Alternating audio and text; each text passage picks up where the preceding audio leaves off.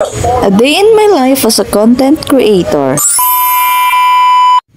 So for today's video, samahan niyo po ako para magluto ng aking ulam. Ang iluluto ko po ay ampalaya na may itlog. Anyway, ngayon lang po ulit ako magluluto ng gulay dahil puro na lang noodles ang niluluto ko, or kung hindi ay itlog at tuyo. Kadalasan po kasi ay lagi akong tamad magluto, pero ngayon sinipag naman ako syempre. Isang buong ampalaya nga po pala yung ini-slice ko dyan. Syempre yung may matitira ay di uulamin na naman mamaya. Anyway po, kagabi ko pa nga po yan binili kasi para pagising ko lang kinaumagahan ay iluluto ko na lang po. Kaso tinanghali na po ako ng gising.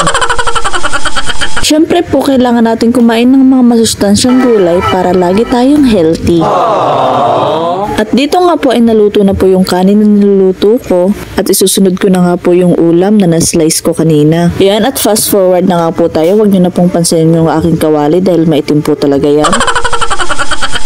At dito nga po pala ay naglagay na po tayo ng mantika dahil mainit na po yung ating kawali. Anyway, medyo masipag nga po pala akong tao kasi dun sa amin nga po ako ang tagaluto. Joke lang po.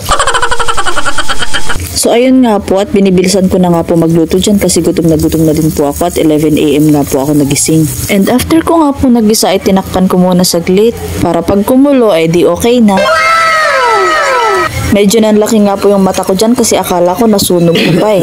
At dyan po ay hinalo-halo ko po muna dyan at tinitignan ko nga po kung luto na yung ampalaya para may lagay ko na po yung itlog. Yan, enjoy na enjoy pa nga po ako naglalagay ng itlog dyan eh. At bali 2 itlog nga po yung nilagay ko dyan para naman medyo dumami-dami. At hinalo-halo ko na nga po ulit hanggang sa maluto. Medyo masarap naman yung kinalabasan ng niluto ko at ayun nga lang nakalimutan kong lagyan ng asin at yung iba pang pampalasa. Doody doody dum dum, doody doody dum, doody doody dum dum, doody doody dum, doody doody dum dum. And yun lang po. Thank you for watching.